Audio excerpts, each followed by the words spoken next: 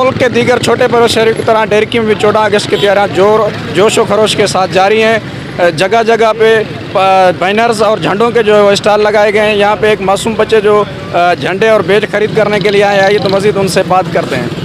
हम आज आए हुए थे, 14 अगस्त की तैयारी करने आए हुए थे, तो हम बड़े जज्बे के साथ 14 अगस्त मनाते हैं क्योंकि हमारा मुल्क इस दिन आज़ाद हुआ था।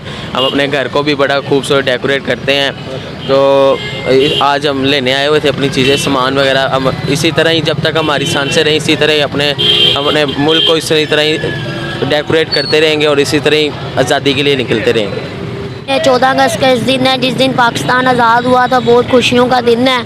हम जब भी 14 अगस्त आती है हम घरों को झंडियाँ वगैरह सजाते हैं और इस दिन हम आज़ादी को निकलते हैं, बहुत जज्बोजोश से सजाते हैं। और हम 14 अगस्त की जब तैयारी करते हैं तो हमें दिल को सुकून मिलता है। और हम इधर आए हैं, स्टॉल काफ़ी सारे लगे, हम तैयारियां कर रहे हैं और हम घर जाके अब झंडियाँ लगाएंगे, झंडे लगाएंगे और 14 अगस्त वाले दिन हम सारे दोस्त आपस में निकलेंगे। बिल्कुल, आपने मासूम बच्चे की बातें सुनी। उनका यही कहना था कि हर साल की तरह इस साल भी 14 अगस्त मनाने के जोश व खरोश के साथ तैयारियां जारी हैं और हर साल की तरह इस साल भी हम अपने घरों को जो है सरसब्ज झंडों के साथ सजाएंगे। जी।